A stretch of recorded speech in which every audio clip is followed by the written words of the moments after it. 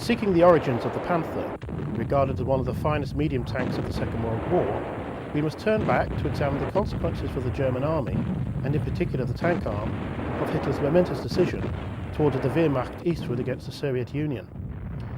At 0300 hours, on June 22, 1941, the eastern horizon from the Baltic coast to the foothills of the Carpathian Mountains was lit up by the fire from a barrage of 6,000 heavy guns, providing the overture to Operation Barbarossa, the German assault on the Soviet Union and the greatest land invasion in history. 3 million men with 3,350 tanks and supported by some 2,000 aircraft of the Luftwaffe poured across the frontier, bent on employing the now well-tested Blitzkrieg formula to defeat the USSR in a rapid campaign which Adolf Hitler expected to last no more than a few months.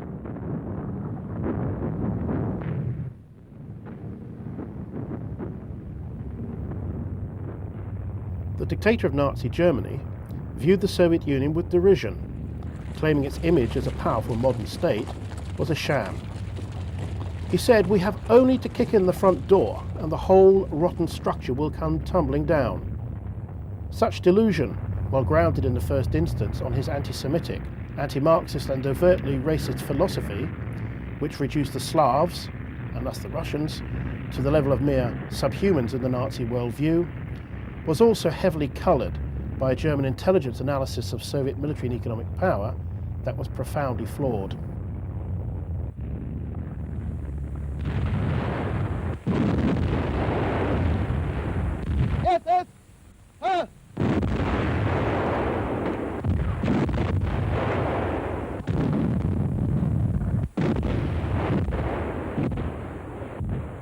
This analysis, which underlay German planning for Barbarossa, was remarkable more for what it did not know about this new enemy than what it did.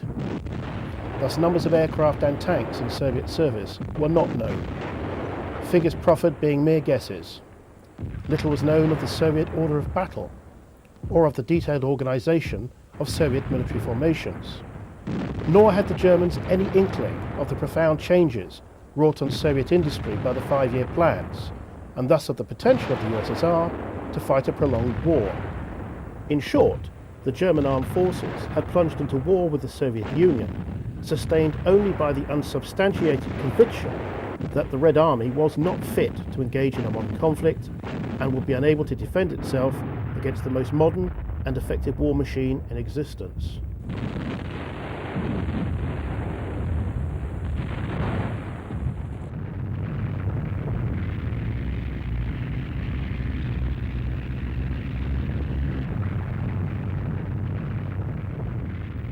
And yet, all that happened in the opening months of the campaign seemed to substantiate German beliefs about the state of the Red Army and the nature of the Soviet state. Unbeknown to the Germans, however, they had chosen to attack at the worst possible moment for the Soviet Union. The Red Army was not only attempting to recover from the impact of the devastating effect of the purges that had decimated the Soviet officer corps, but also from the shame of its performance in the winter war against Finland. In June 1941, it was also in the throes of massive internal change, including a huge re-equipment program.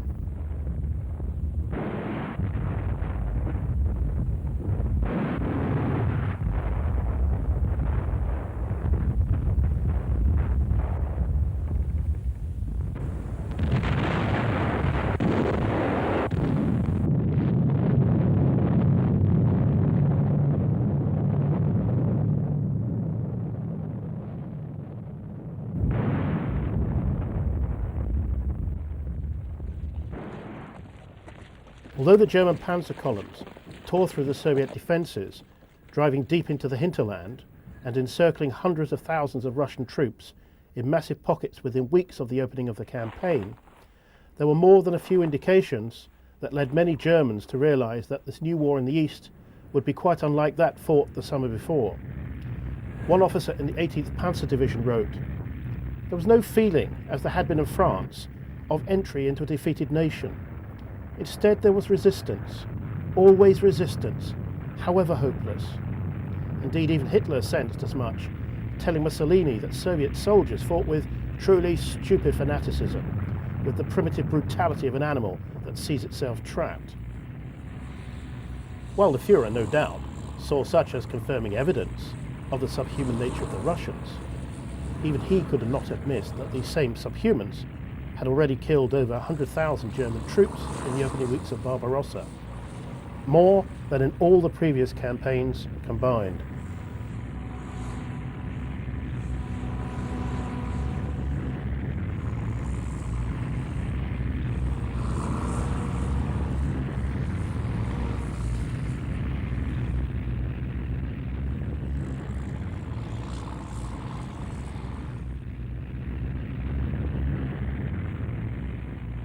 Nor were the Germans oblivious to the seemingly endless numbers of Soviet divisions that made their appearance on the battlefield, only to be fed into the German mincing machine, then replaced by more.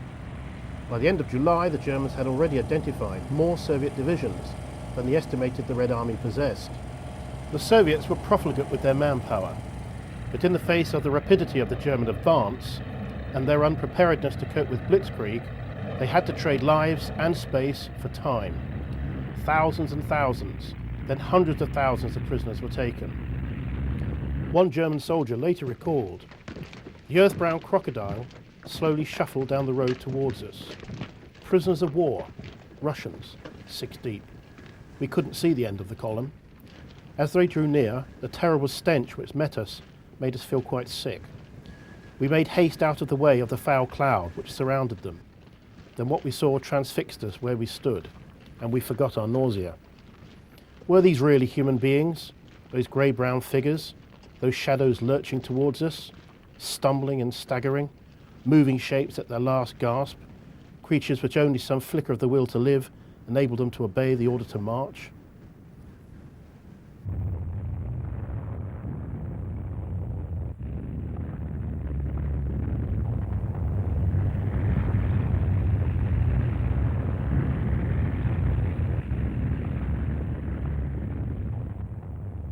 On July the 16th, less than a month after the beginning of Barbarossa, the city of Smolensk, just 200 miles from Moscow, fell to the panzers of Generals Hoth and Guderian. In their drive eastward, German armour had brushed aside or destroyed large numbers of Soviet tanks. Guderian had estimated before the start of the campaign that the Red Army possessed a tank park of about 10,000 machines, and this was the benchmark accepted by the army. However, it was becoming all too clear that this figure was much too small, and that the real figure was in excess of some 20,000 tanks. Hitler later stated to Guderian that had he known Russian tank strength to have been as large, he would have seriously reconsidered his decision to invade Russia. Numbers, though, did not equal quality. By far and away, the bulk of Soviet armour was obsolete.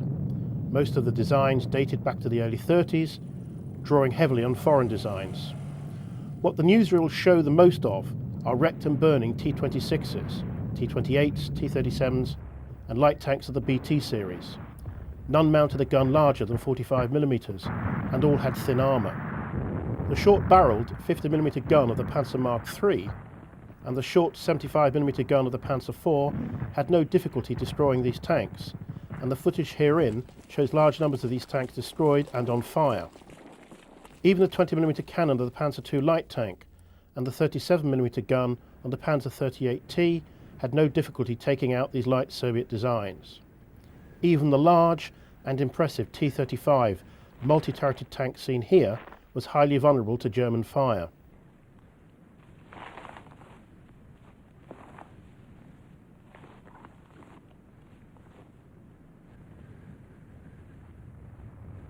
But amid this welter of obsolescence, there were a number of new designs that sent shockwaves through the Panzerwaffe. In the KV-1 and KV-2, the Soviets had two machines technologically superior to any German tank. With armour as thick as that encountered on the British Matilda, and heavy armament as well, in the case of the KV-1, a 76mm gun, and on the KV-2, a 152mm howitzer, these were truly formidable machines. Shells from German tanks bounced off the armour of these monsters.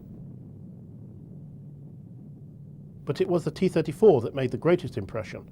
Fast, weighing some 26 tons, with well-sloped heavy armour, and carrying a 76mm gun, it came as a revelation to the German tankers. Luckily, it was only available in small numbers and poorly employed.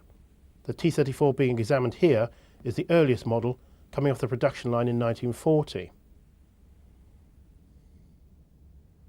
As in France, when dealing with the heavily armoured British and French tanks, the 88mm flak gun was found to be able to deal with the new Soviet tank designs.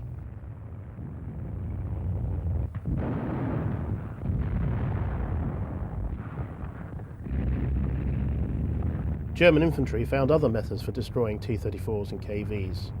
Satchel charges were placed on the Soviet machines, although this required great nerve, as a soldier had to run up to the tank in order to deposit the charge on the engine deck or wedge it below the turret overhang. Such methods were quite often the only fallback in the absence of an effective anti-tank gun, the 37mm gun proving totally useless, as it was unable to penetrate the Soviet tank's armour. It was only with the launch of Operation Typhoon, the German offensive to capture Moscow, in late September 1941, that the T-34 became a real threat to the Panzers. With the onset of the Rasputitsa, a period of rains before the start of winter, and which turned Russian roads into quagmires, the German Panzers sank up to their axles because of their narrow tracks, whereas the T-34 coped with the conditions because theirs were much broader. At Midzensk on the 4th of October, T-34s operated in large numbers for the first time, inflicting heavy casualties on the Panzer IIIs of the 4th Panzer Division. Guderian was later to comment that it was at the Battle of Midzensk that for the first time the vast superiority of the T-34 became plainly apparent to the Germans.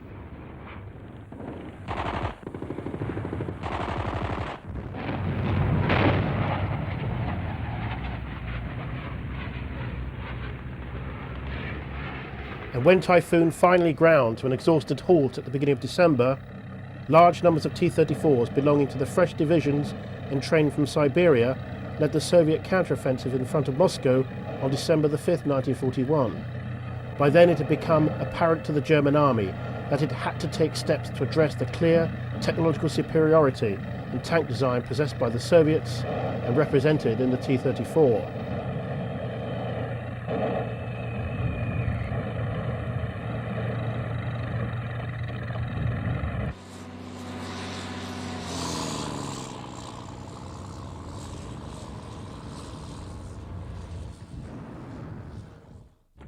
In October, a Panzer Commission met with General Heinz Guderian at Orel in Russia to consider ways of responding to the T-34, in addition to continuing development of the heavy Tiger tank.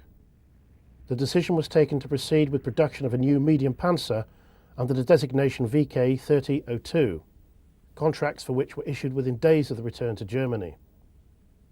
The initially favoured design from Daimler-Benz clearly reflected the influence of the T-34, with heavily sloping armour and turret mounted far forward on the hull. On May 15, 1942, Hitler acceded to the recommendations of a report that favoured production of the alternative design submission from the Mann Company.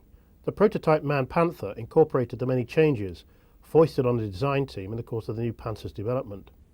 Weight had grown to 45 tons, and the tank now mounted the longer and more formidable 75mm L-70 gun. Contracts were issued in September 1942 for 1,000 Panthers, with the first leaving the Mann works in January 1943. Parallel production lines were set up with Daimler-Benz, M&H, and are seen in this still at Henschel of Kassel. It was at the latter concern that a very brief glimpse of one of the new Panther medium tanks, seen just beyond the Tiger in the foreground, was captured on newsreel in May 1943. The new Panther had a very short gestation period, from drawing board to production line in just over a year. There was much optimism that this new tank would provide the Panzerwaffe with the technical edge on the Eastern Front it had hitherto lacked. The first model of the Panther was the Type D, identifiable by its drum-type commander's cupola with lid hatch and machine gun flap on the left side of the glacis. In other respects, such as armour thickness, it was to remain the same on all preceding models. 80mm for the frontal plate, 120mm for the gun mantlet, and 40mm on the sides. The early Model A mounted a new turret with a cast cupola with 7 periscopes. The later A saw the introduction of the machine gun ball mount in the glacis. Introduced in March 1944 was the G, which was to remain in production until war's end. combat debut of the Panther during Operation Citadel in July 1943 was decidedly inauspicious. This last German offensive in the east was meant to be a limited affair, fought over a very restricted geographical area and rapidly concluded. But in terms of the actual number of tanks and forces allocated, it was a major commitment of scarce resources at a time when the scope of the war was widening dramatically. In part, it was to address this quandary that Citadel was launched. The task of the offensive was to destroy the great Soviet salient at Kursk and eliminate the vast Soviet forces therein, thus shortening the front line and freeing up panzer divisions for transfer to the west to deal with the expected Allied landings on the mainland of Europe. Originally planned for the spring, the Citadel was repeatedly delayed to allow for adequate numbers of Ferdinand assault guns and Tiger and Panther tanks to be assembled. For Hitler believed that only with their presence in sizable numbers could a favourable outcome to the battle be assured.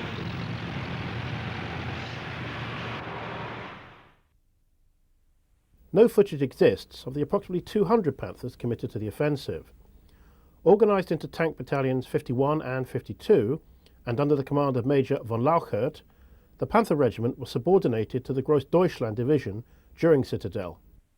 On paper, the Panther Regiment represented the most powerful armoured unit at Kursk, but its effectiveness was to be severely inhibited by its premature commitment to battle. Although raised at the beginning of 1943, the two battalions suffered so many problems with their Panthers that most of them were returned to the factories for overhaul or rebuilding. Guderian, now Inspector General of Armoured Troops, called the Panther our problem child, for it was a maintenance nightmare, the inevitable fruits of a very hasty development and production schedule. Even the crews did not receive the time to fully train on their new charges. 5 days into the offensive, there were only 10 Panthers operational. Although just 25 had been destroyed, 100 had broken down. While the frontal armour had proven effective, the 40mm side armour was shown to be vulnerable to Soviet anti-tank fire, many Panthers being lost in this fashion. Nevertheless, the 75mm gun was shown to be highly effective, destroying T-34s at 3,000 metres. As the production tempo increased, more Panther battalions were being raised and hastily deployed to combat the growing power of the Red Army, which, having wrested the military initiative at Kursk, was in the months after the battle pushing the Germans back all along the southern part of the front. By October, there were 5 Army and SS Panther battalions in action in Russia, with others coming on stream in November. The furious pace of operations and continuing technical problems led to high losses, and of the total of 841 Panthers deployed to the Eastern Front in 1943, only 80 out of an available 217 were actually operational on December the 31st, some 624 machines having been lost in combat since July. Nevertheless, it was only in March of 1944 that Guderian declared the Panther fully combat capable. Throughout the winter of 1943-44, the Red Army launched a series of hammer blows against Army Group South, whereby the German lines were frequently breached. The panzer divisions found themselves in the role of fire brigades, rushed from one point to another to contest each new Soviet breakthrough. Extemporized battle groups comprised of elements from different units, with integral all-armed support were often raised to deal with such contingencies. One such was Heavy Panzer Regiment Becker, which had 47 Panthers and 34 Tigers, and was employed as the point of an armoured relief column assembled in early February 1944 to punch a corridor through to 60,000 German troops encircled around Cherkassy. Mid-March 1944, 4 Soviet rifle divisions, supported by a number of tank units, encircled the German battle group under the command of SS Gruppenführer Herbert Giller in the town of Kovel, a major rail centre for European Russia and of great strategic importance to both sides. A relief force was assembled by the Germans, which included elements from the 4th Panzer Division and was led by a company from the Panther Regiment of the 5th SS Panzer Division Viking under the command of Obersturmführer Nicolusy Lech. The German attack was hampered by the boggy ground that surrounded the town and which made for excellent defensive cover for the Soviets. The only firm ground available to the Panthers lay on the upraised railway embankment which led into Kovel. At 0400 hours on the 30th of March, Nicolaus-Lech advanced along the embankment with 9 Panthers, but then almost immediately lost 2 to mines. The mines were cleared by following infantry, but it was not until the evening that the Panthers finally broke into the town to strengthen the defenders. For his leadership, Nicolaus-Lech was awarded the Knight's Cross. A number of Panthers had been abandoned along the embankment, victims of mines and Soviet anti-tank fire, including this Befehlspanther, or Command Panther, identifiable by the second aerial mounted on the rear of the hull. After the battle, the Germans used captured Soviet prisoners to help recover the knocked-out Panthers, most of which were repaired and returned to service. Also recovered were the bodies of the dead crewmen, who had been so rapidly interred in the sandy soil between the railway lines alongside their abandoned charges.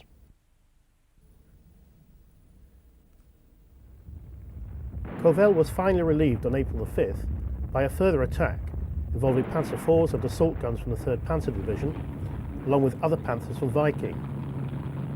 These broke through the strong Soviet defences, covering the northern approach to the town along the Kovel-Brest-Litovsk road.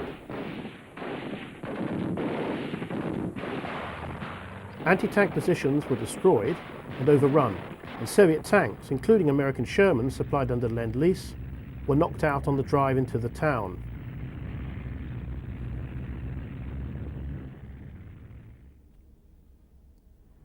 At the end of August 1944, the Soviet summer offensive had all but destroyed Army Group Center and carried the Red Army to the borders of Poland.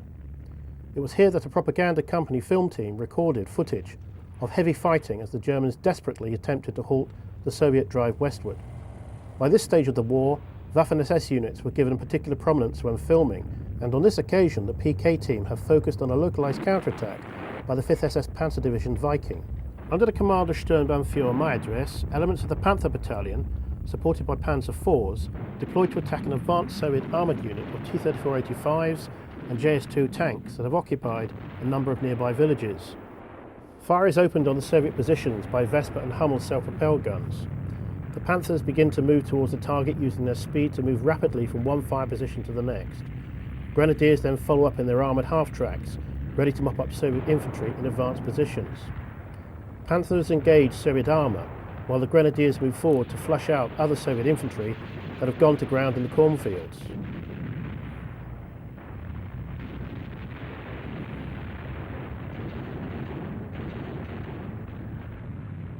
As the infantry advances through the first burning settlement, SS Gruppenführer Giller, commander of the 4th SS Panzer Corps that carries his name, holds a rapid orders group to determine the next objectives of the unfolding attack. A reconnaissance detachment of Volkswagen Schwimmwagens and 1-ton half-tracks move out to scout ahead of the infantry, who now fan out across the wide and unbroken wheat and maize fields. Half-tracks follow up advancing Panthers, who roam across the fields completely devoid of any cover.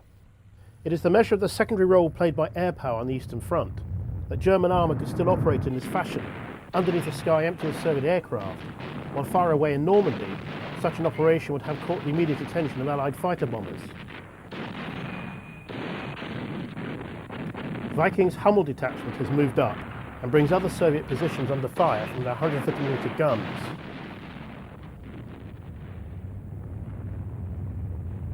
Panther commanders now scan the next village to determine targets and tactics. Fire is then opened, and shortly thereafter Viking grenadiers enter the village to find a large number of destroyed and fiercely burning T-34-85s and JS-2s. The latter was a heavy tank introduced in the spring of 1944.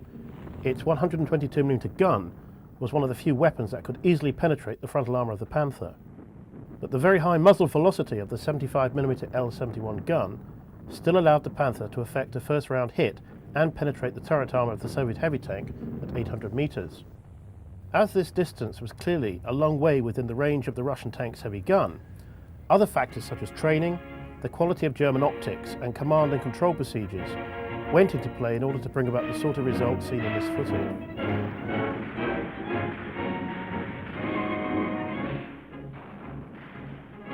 Even though German armoured units continued to inflict heavy casualties on the Soviet tank arm, they were never enough to dent the immense numbers being turned out of Soviet factories to replace them.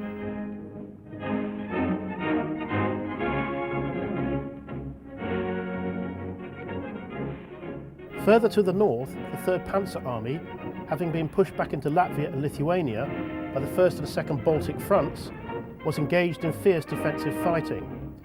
Panther battalions fought alongside Tiger companies, and the footage even gives a glimpse of a couple of surviving Panzer IIIs and early Mark IVs. The limited counterattacks being undertaken by these German units, though successful in eliminating local breakthroughs, had no impact on the wider picture. Soviet pressure continued to build, and within a matter of weeks, 3rd Panzer Army was fighting in East Prussia, with 16th Army holed up in Kurland. Nevertheless, in the tank battles fought by Panther crews, there must have been many occasions when others did what this crew is doing, acknowledging their good fortune and offering up thanks to Krupps for the effectiveness of their armour plate. On the 6th of June 1944, the long-awaited Allied invasion of Europe took place with virtually unopposed landings on the coast of Normandy. Under a massive air umbrella, the Allies managed to land 150,000 men and 500 tanks by day's end. Rommel's insistence that the invasion could only be defeated on the beaches vanished in the absence of a strong panzer force in proximity to the Normandy coast. This in turn the consequence of a squabble within the High Command in the west as to where the panzers should be stationed, as well as reflecting the long-held view that the Allied landings would take place in the Pas-de-Calais. Even after June the 6th, Allied misinformation would continue to reinforce the German belief that another landing was expected in that region. Even before D-Day, and certainly thereafter, Allied air power was employed to paralyse the movement of German traffic on the ground, with the Luftwaffe long swept from the skies in France. Once ashore, the Allied task was to reinforce the lodgement area, bringing over forces from England as soon as possible, so as to build up Allied strength to combat the inevitable German reinforcement in Normandy. German attacks on the 6th had been cursory. 21st Panzer Division had moved against the British-Canadian landing beaches and received a bloody nose. On the following day, the 12th SS Panzer Division was in action against the Canadians, effectively blocking the drive to seize Caen, originally targeted for capture on D-Day itself. Ultimately, the battle for Caen would become the linchpin for the wider Battle of Normandy. As Allied forces moved inland off the beaches, they rapidly came up against one of the intractables of the campaign, and to which little or no thought had been given in the planning stage of the invasion. If the Normandy beaches were chosen for their suitability for mass landings, the countryside inland from the beaches was ideal for defence. The hundreds of small fields, divided by centuries-old, high-banked and almost impenetrable hedges, punctuated by copses and small forests, known to the locals as the bocage, made forward movement in the face of a spirited enemy extremely difficult.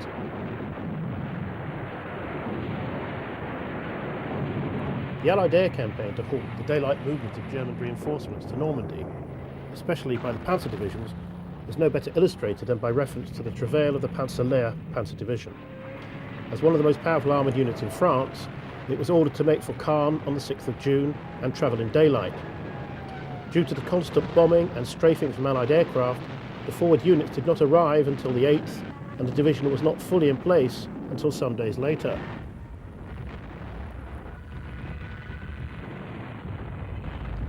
This experience was to become a common one, with divisions forced to travel at night and lay up in forests or under the trees in the daytime.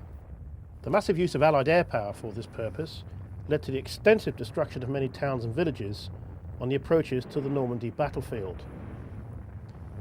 Along with the Tiger, the Panther was the most powerful tank in Normandy, with a total of 484 sent into action in June and July. In theory, the 1st Battalion of every Panzer regiment should have been equipped with Panthers, but this was not the case, with just 7 out of the 10 Panzer regiments in Normandy being so equipped, and with the majority of these belonging to the Waffen-SS.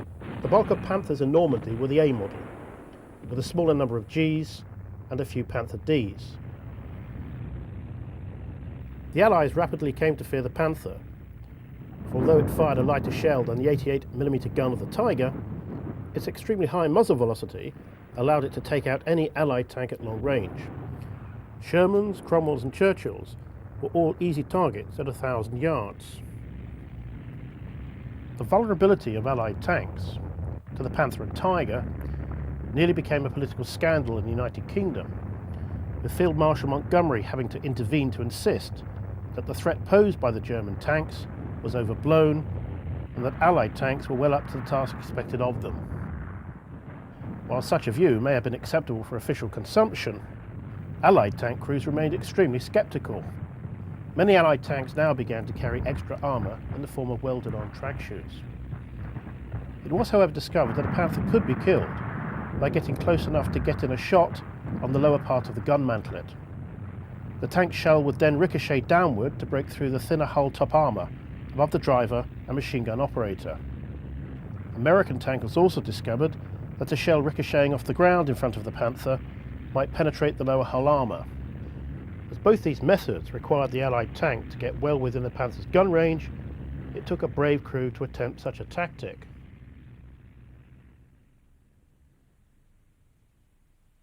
Only the Sherman Firefly, a conversion undertaken by the British, whereby they replaced the low-velocity, short-barreled 75mm gun of the Sherman with a modified version of their own 17-pounder anti-tank gun, gave the Allies a tank that could penetrate the 18mm frontal armour of the Panther at combat ranges.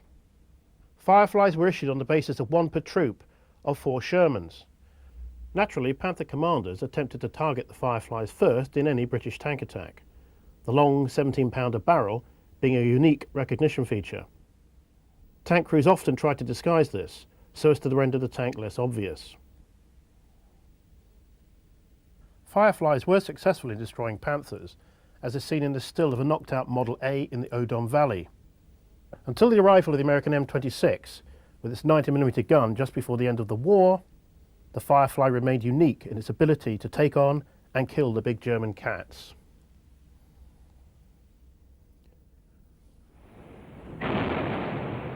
Even Panthers could not withstand the mighty explosive power or blast effect of the heavy shells lobbed inland onto German positions with unerring accuracy by the heavy guns of naval vessels lying off the Normandy coast. With calibers ranging up to 16 inches, the effect of one of these shells falling alongside a Panther was enough to flip the 45-ton Panzer onto its back.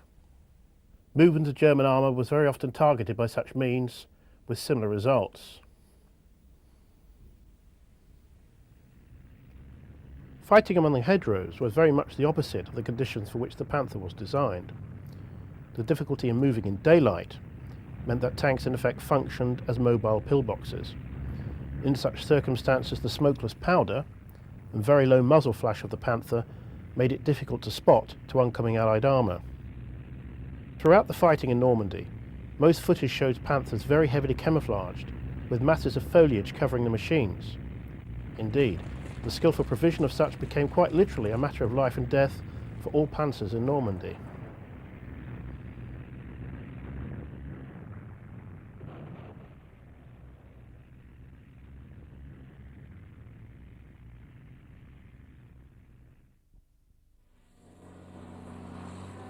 Even as the Allies were grinding down the German forces in Normandy, the propaganda ministry saw fit to show the comparative testing of a Panther against an Allied tank, even though that chosen was an M3 Lee, which was no longer serving in armoured divisions in Europe. Naturally enough, the footage clearly reveals the superiority of the Panther. One can only assume that the ministry had determined that, having seen this film, German civilians would go home to their beds confident that the fate of the Reich must be assured if the army possessed such superior weapons.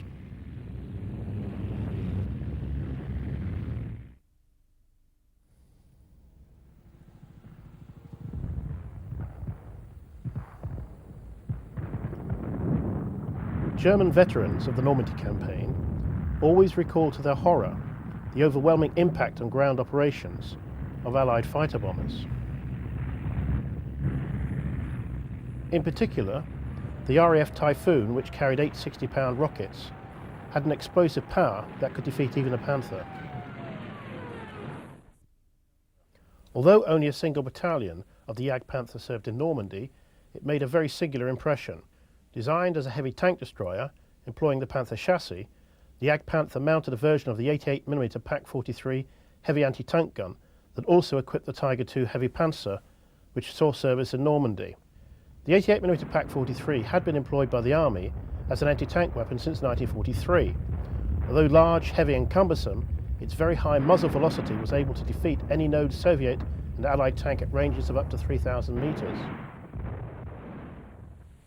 The fighting compartment of the Jagdpanther had been designed by extending upward the side plates and upper hull of a standard Panther tank. Just 392 were produced in total, supply never being able to meet demand. Footage of these vehicles is very scarce, this Jagdpanther being filmed on the Oder in 1945. This Jagdpanther, found abandoned, minus its tracks, along with two others, had ambushed a squadron of Churchill tanks belonging to the 6th Guards Tank Brigade on the 30th of July in Normandy. Within the space of a few minutes, 10 Churchills had been knocked out. In the melee, British tanks knocked out 2 of the German tank destroyers.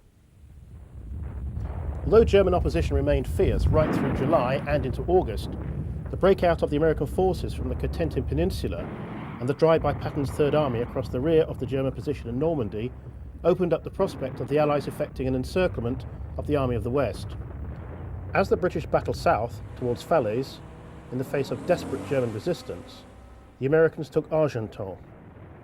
The Allied pincers did not close around Falaise until the 18th of August, and in that time, substantial German forces had slipped away. But most of the heavy equipment had been abandoned. Those German forces trapped in the pocket were subjected to heavy artillery and tank fire from British, Canadian and Polish forces on the northern edge of the encirclement.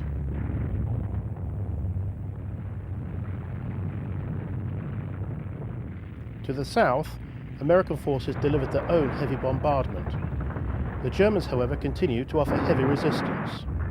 Destruction within the pocket was mounting, as British and American fighter bombers also rocketed and strafed the panzers, lorries and horse-drawn wagons parked end-to-end on the roads leading into Falaise.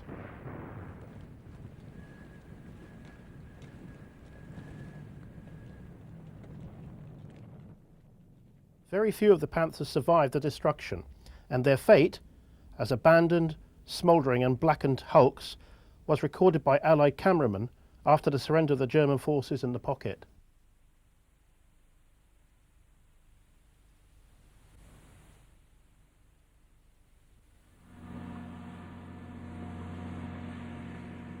Those forces that did escape from Falaise now set off at speed to reach the Seine bridges.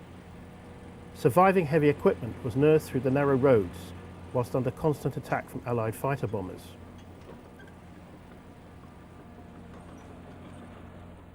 A few Panthers, and these Jagdpanthers of Battalion 654, escaped the pocket, but having reached the river, discovered that Allied aircraft had already destroyed the bridges, able to carry the weight of their heavy armoured vehicles. They were thus unable to cross. Only light vehicles could be taken across on the rafts, or use the hastily constructed pontoon bridges. In such circumstances, the tank crews had little choice but to blow up their machines. It is only towards the end of the war that footage of the Panther in action becomes more common on newsreels. This is both a reflection of the greater number of these Panthers in service by this time, and a marked decline in the numbers of Tiger Is and the very small number of King Tigers serving in the heavy tank battalions. These units had formerly been of particular interest to the propaganda department, as there had been a deliberate policy of depicting them to the German public as elite units. These Panther A's are some of the 60 on strength, with the Hermann Göring Panzer Corps when filmed in combat sometime between the 15th of October and the 4th of November 1944, when the Red Army launched its invasion of East Prussia by a thrust between the towns of Gumbinnen and Goldap.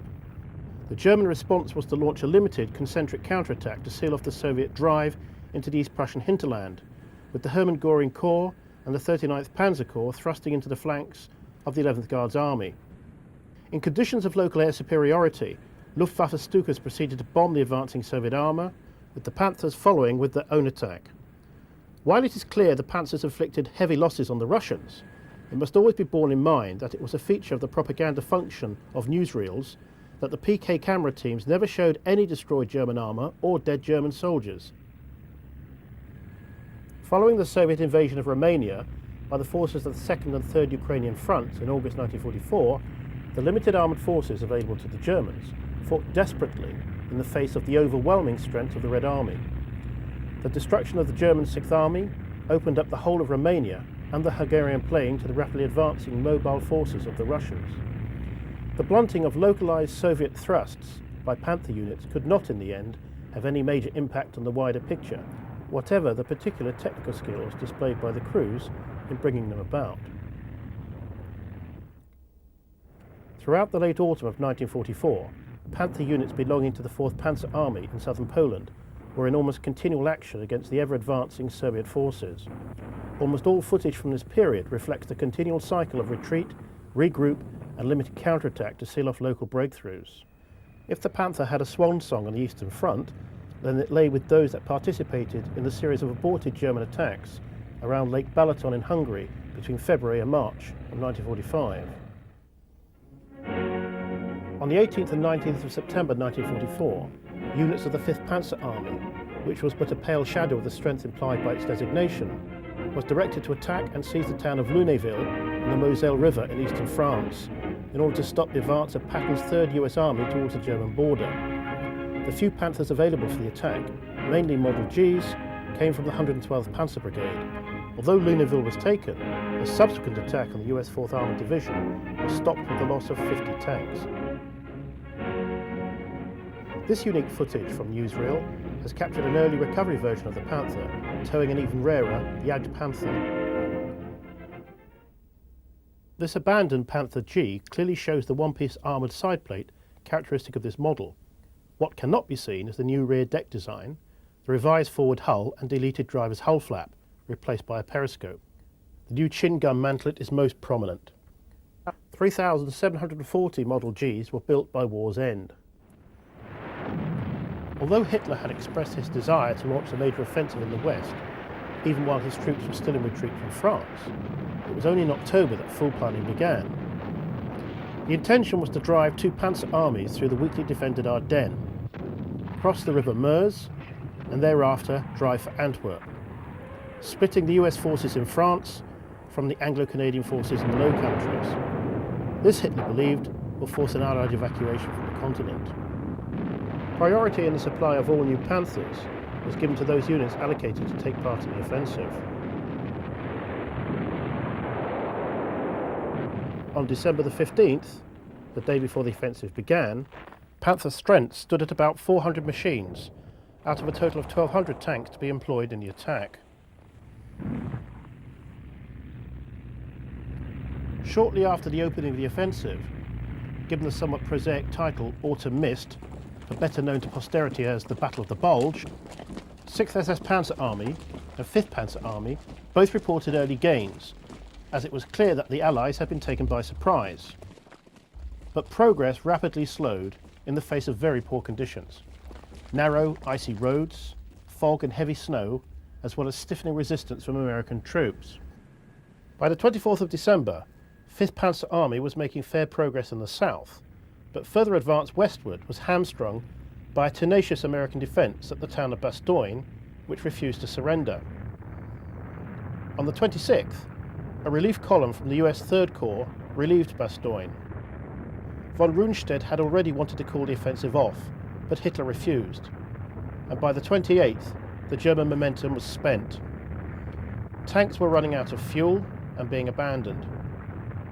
The wooded countryside of the Ardennes, with its opportunity for using cover, making it easy to stalk tanks, which is what many American tanks and tank destroyers did, was not the best environment for the Panther, which could not use its long-range gun to best effect.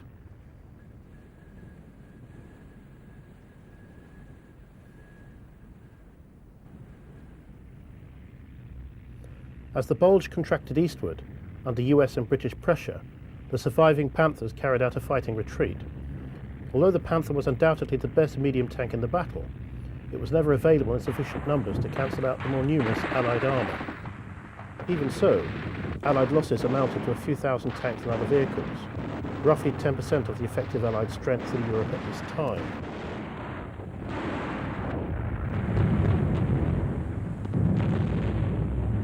In early January, with improving weather, the Allied fighter bombers were out in force and Panzer losses increased.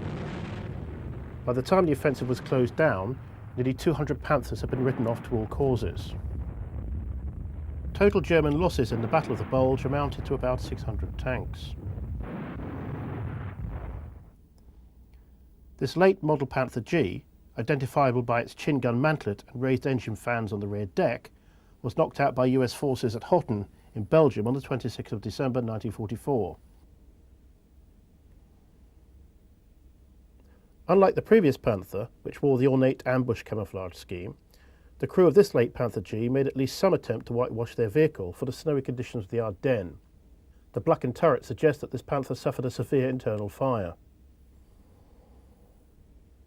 This late Panther G was knocked out from the rear by a US Army tank destroyer, the subsequent internal fire being sufficiently fierce to weaken the torsion bars, with the result that the suspension has collapsed. The fire has left the rest of the Panther a blackened hulk. The Allied advance into Germany from March 1945 was rarely opposed by any significant German forces. With the encirclement of the 5th Panzer Army, 5th Army and the remaining 19 divisions of Field Marshal Model's Army Group B in the Ruhr pocket, very few Panthers were now available to offer concerted resistance. However, small ad hoc battle groups were encountered by the Allies, equipped with 1 or 2 Panthers, a surviving Tiger, or a self-propelled gun and crewed by die-hard soldiers. These would offer fierce local resistance until their fuel and ammunition ran out or they were destroyed. Other abandoned equipment littered the routes of advance, such as this Panther G being examined by a group of US soldiers. The crew had clearly made an attempt to deck out their tank with camouflage to give it some protection from the Allied fighter bombers that rove ahead of the advancing Allied columns, flying at low level and shooting up anything deemed to be a threat.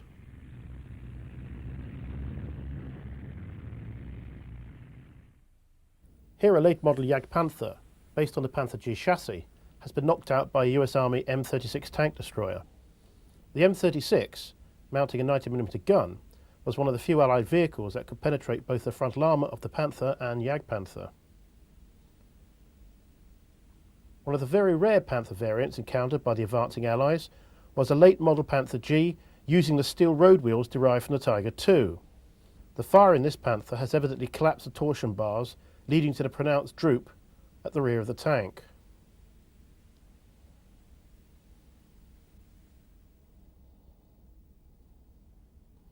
It was shortly before Goebbels closed down the cinemas in Germany and brought to an end the filming for the weekly newsreels in March 1945 that this footage of Panthers in action around Breslau was taken.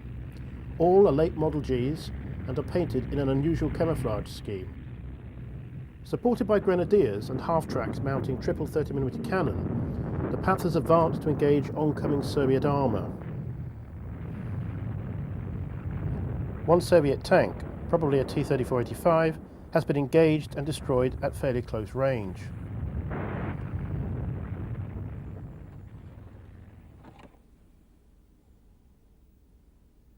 The final Soviet offensive to capture Berlin opened before dawn on April 16, 1945, with a massive artillery barrage from 8,000 guns and rocket launchers. These were directed at the German positions on the Zeylau Heights by the forces under the command of Marshal Georgy Zhukov. Further to the south, his great rival, Marshal Ivan Koniev, launched his own offensive by 1st Ukrainian Front some 75 minutes later. For 3 days, the Germans skillfully held off Zhukov's forces. The 88mm guns and panzer units of Panthers and King Tigers destroyed large numbers of Soviet tanks, the western banks of the Oder becoming a mass graveyard of shattered Russian armour. Zhukov, stung by comments from Stalin about the delay in his offensive timetable, lambasted his senior commanders and demanded a breakthrough at any cost. By the afternoon of the 19th, the heights had been stormed and the German forces overrun. The advance on Berlin now began in earnest.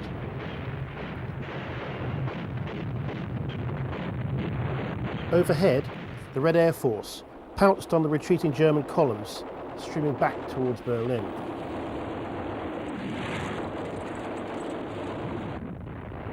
By the 25th of April, the city was completely encircled. A small number of Panthers and other panzers lay within the city to contest the Soviet advance, as the Russians moved in medium and heavy armour in the shape of T-34s, JS-2s and supporting ISU 122 and 152 heavy assault guns. By the 30th, the Soviet 150th Division had fought its way to the Reichstag, which was defended to the last by fanatical troops from the SS, assisted by Volkssturm and Hitler Youth.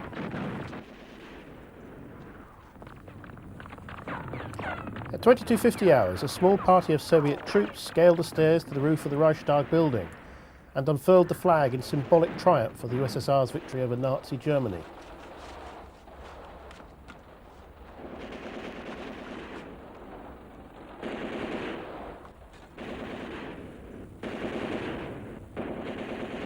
Hitler was dead, and on the 2nd of May the Germans in the city surrendered.